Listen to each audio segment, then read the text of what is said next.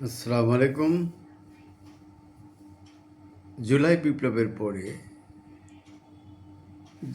অনেকগুলো অস্ত্র উদ্ধার করা সম্ভব হয়নি। অর্থাৎ যে অস্ত্রগুলো শেখ হাসিনার পতনের আন্দোলনের সময় লুট হয়েছিল, বিভিন্ন থানা লুট হয়েছিল, পুলিশের কাছ থেকে ছিনিয়ে নেওয়া হয়েছিল, সেই অস্ত্রের কিন্তু বেশিরভাগ উদ্ধার করা হয়নি। সে সংখ্যা একেবারেই কম নয়। ইলেকশন ঘোষণা করা হয়েছে 12ই ফেব্রুয়ারি আগামী বছরে। ইতিমধ্যে নির্বাচনের শিডিউল ঘোষণা করা হয়েছে, কিন্তু তার পরদিনই ইনকিলাব মঞ্চের মুখপাত্র আহ্বায়ক ওসমান আল হাদিকে মাথায় টার্গেট করে হত্যার উদ্দেশ্যে গুলি করা হয়েছে। তিনি এখন এভারকেয়ার হাসপাতালে চিকিৎসাধীন এবং মৃত্যুর সাথে পাঞ্জা লড়ছেন। এই ধরনের আরও অনেককে নির্বাচন আগে হত্যা টার্গেট করা হয়েছে বলে বিভিন্ন মহল থেকে বলা হচ্ছে। বিএনপি স্থায়ী কমিটির সদস্য মির্জা আব্বাস স্পষ্ট করেই বলেছেন যে তাঁর জানা মতে 70 জনকে হত্যার টার্গেট করা হয়েছে। বিভিন্ন সময় এদেরকে হুমকি দেওয়া হচ্ছে, কিছু হুমকি দেওয়া হচ্ছে দেশের ভিতর থেকে, কিছু হুমকি আসছে দেশের বাইরে থেকে। এবং ইনকলাব মঞ্চ থেকে পরিষ্কার বলা হয়েছে, ভারতে যদি এই ইনকলাব মঞ্চের নেতাকে হত্যার যে চেষ্টা করা হয়েছে তাদের যদি আশ্রয় দেয়, তাহলে তাদের দূতাবাস বন্ধ করে দেওয়া হবে। বাংলাদেশ ও ভারতের দূতাবাসের যে কর্মকর্তা তাকে তলব করেছে। অর্থাৎ এটা পরিষ্কার যে এবং এবং হাদিকে যে গুলি করেছে সে ছাত্রলীগের একজন সাবেক নেতা বলে মনে করা হচ্ছে, যার হুন্ডা ব্যবহার করা হয়েছে এই কাজে, তাকেও রিমান্ডে নেওয়া হয়েছে। এবং স্বরাষ্ট্র মন্ত্রণালয় সরকার পরিষ্কারভাবে এই ধরনের হত্যাকাণ্ডের সাথে জড়িতদের কঠোর হস্তে দমনের হুঁশিয়ারি দিয়েছে। প্রধান উপদেষ্টা বলেছেন নির্বাচন বঞ্চনের জন্য দেশি বিদেশি ষড়যন্ত্র রয়েছে এবং নির্বাচন কমিশনায় অত্যন্ত দুঃখ প্রকাশ করেছেন এই ঘটনায়। আসলে আমরা পরিষ্কারভাবে বুঝতে পারছি যে এই যে নির্বাচন ঘোষণা করা হয়েছে, আওয়ামী লীগকে নির্বাচন থেকে দূরে রাখার উদ্যোগ গ্রহণ করা হয়েছে। অর্থাৎ আওয়ামী লীগ দল হিসেবে এখন তার কার্যক্রম নিষিদ্ধ, তার নিবন্ধনও স্থগিত। অর্থাৎ বাংলাদেশের নৌকামার্গে কোনো নির্বাচন হচ্ছে না আগামী ত্রয়োদশ জাতীয় সংসদ নির্বাচনে। এক্ষেত্রে আওয়ামী লীগ খুবই নাখুশ। তারা মনে করে যে তাদের বাইরে রেখে একটি ইনক্লুসিভ নির্বাচন হতে পারে না। আসলে এর আগে যে তারা 3টি নির্বাচন শব্দকে বাইরে রেখে করেছে, আমিডামি নির্বাচন, রাতের নির্বাচন, জবরদস্তির নির্বাচন ইত্যাদি, তারা ভুলেই যাচ্ছে যে প্রহসন নির্বাচনগুলি তারা করেছে এবং দেশটাকে তারা নির্মমভাবে শোষণ করেছে। এই যে ওমর আল হাদি এখন আমরা বলছি যে এবারকের হাসপাতালে চিকিৎসাধীন, তিনি মুমূর্ষু অবস্থা রয়েছেন, লাইফ সাপোর্টে।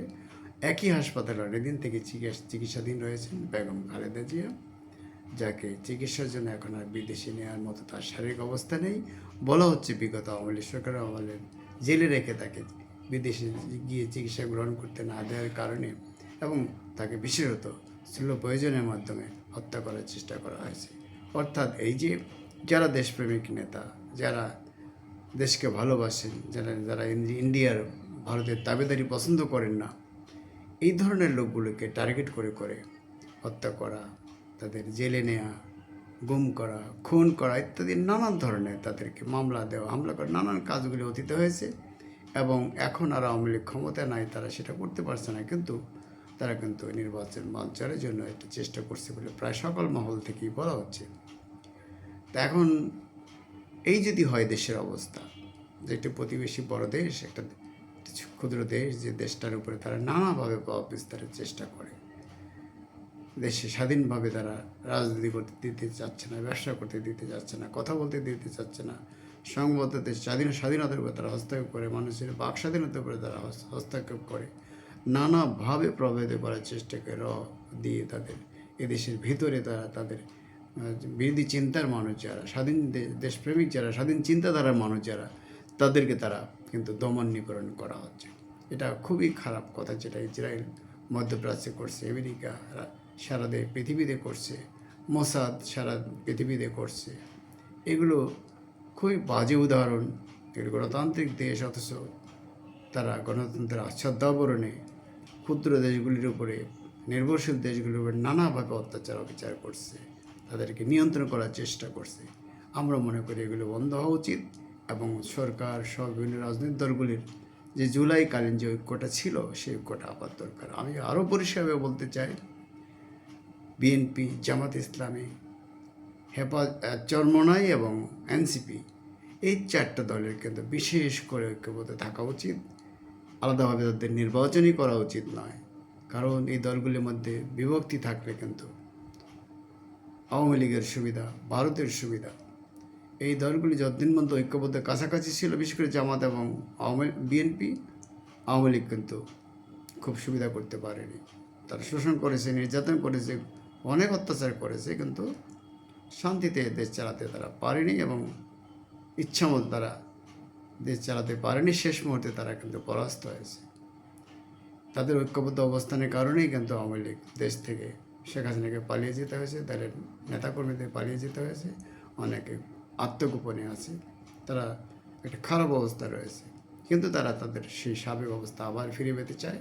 এতগুলি গুম খুন বা যেসব অত্যাচার বিচার অত্যাচার করেছে, গণতন্ত্র ধ্বংস করেছে, এদেশের ব্যবসা প্রতিষ্ঠানগুলিকে কুক্ষিগত করেছে, দেশের নির্বাচন ব্যবস্থাকে ধ্বংস করেছে, বিচার ব্যবস্থাকে ধ্বংস করেছে, কুক্ষিগত করেছে, যা ইচ্ছা তাই করেছে। তারা আবারও সে কাজের জন্য কিন্তু এই যে খুনের জন্য তারা কিন্তু দুঃখ প্রকাশ করেনি, মানুষের কাছে ক্ষমা চায়নি, যেটা একত্রের জন্য জামাতও করেনি। তো যাই হোক, যে কথা বলছিলাম যে তাদের কিন্তু যে ঐক্যটা জামাত, বিএনপি, এখন নবগঠিত এনসিপি, চরমনের মধ্যে তৈরি হয়েছে আজকে আমার হাতির উপর হত্যা প্রচেষ্টার ক্ষেত্রে, সেটা কিন্তু তাদের বজায় রাখা হয়েছে। তার নির্বাচন হয়, এই দল চারটার মধ্যে যদি বিভক্তি দেখা দেয়, তাহলে যত বিভক্ত হবে তারা যত দূরে সরে যাবে। আওয়ামী লীগ বা এই জাতীয়তাবাদী শক্তির বিরুদ্ধে যে ফ্যাসিবাদী শক্তির উত্থানটা তত বেশি ত্বরান্বিত হবে। অতএব এই চারটা দলকে বিশেষত ঐক্যবদ্ধ থাকতে হবে, নির্বাচনে তাদের ঐক্যবদ্ধ থাকতে হবে, সারা জীবনের জন্য তাদের ঐক্যবদ্ধ থাকতে হবে। তা না হলে কিন্তু ফ্যাসিবাদের আবার উত্থান ঘটবে, ভারতীয় আধিপত্যবাদের উত্থান ঘটবে, দেশটা কিন্তু গণতন্ত্রের পথে এগিয়ে যেতে পারবে না, উন্নয়নের পথে এগিয়ে যেতে বাধাগ্রস্ত হবে। অতএব আমি মনে করি সকল ভেদাভেদ ভুলে গিয়ে তাদের মধ্যে যে নতুন যে অনুশোচনা বা ঐক্যের যে চিন্তা শুরু হয়েছে, সেই চিন্তাকে সামনে এগিয়ে নিয়ে যাওয়া উচিত যে কোনো মূল্যে। এবং অন্যান্য শক্তিগুলো, সামাজিক শক্তিগুলো, বুদ্ধিজীবী, সাংবাদিক, ব্যবসায়ী, আইনজীবী, বিচার বিভাগ, পুলিশ, প্রশাসন, যতগুলি শক্তি আছে প্রত্যেকগুলোকে অন্তত ফেসিবাদের উত্থানের বিরুদ্ধে ঐক্যবদ্ধ থাকতে হবে। অন্যথায় দেশ কিন্তু আবার বিব্যস্ত হবে এবং নির্বাচন বানচাল হয়ে গেলে কিন্তু দেশের উন্নয়ন আর সম্ভব না, যেটা তারেক জিয়া বলেছেন, অন্যরাও একই কথা বলতে চাচ্ছেন। এবং এই চিন্তা থেকেই সবগুলো দলকে, অর্থাৎ ফেসিবাদ বিরোধী যে আন্দোলন হয়েছে দেশে, সে সময় যে দলগুলো যেভাবে ঐক্যবদ্ধ ছিল, যে শক্তিগুলো যেভাবে একত্রিত ছিল, আজকেও সেটা থাকা দরকার এবং সবসময়ের জন্য সেটা থাকা দরকার। তাহলেই দেশের উন্নতি হবে, গণতন্ত্রের উন্নতি হবে, দেশে এগিয়ে যাবে। ফেসিবাদ বিরোধী ঐক্য অবশ্যই বজায় রাখতে হবে, তাহলে ওভারঅল হাদিদের আজকের অবস্থায় যেতে হবে না, বেগম জিয়া আজকে যে অবস্থা, সে অবস্থায় তাদের যেতে হতো না। আগামীতেও তাদেরকে সে অবস্থা রোধ করার জন্য, ফেসিবাদের উত্থান রোধ করার জন্য, ভারতীয় আধিপত্যবাদের বিরুদ্ধে ঐক্যবদ্ধ থাকার জন্য এই শক্তিগুলিকে একযোগে চলতে হবে, এই আশাবাদ ব্যক্ত করে আমি ডিবেট উইথ রানা এবং নিউ বাংলা চ্যানেলের পক্ষ থেকে সকলকে স্বাগত জানিয়ে, শুভেচ্ছা জানিয়ে এবং ঐক্য বজায় থাকার আহ্বান জানিয়ে, ঐক্য বজায় রাখার আহ্বান জানিয়ে আজকে এখানেই শেষ করছি। নতুন কোনো এপিসোডে আপনাদের সাথে আবার দেখা হবে। ধন্যবাদ সকলকে। আসসালামু আলাইকুম।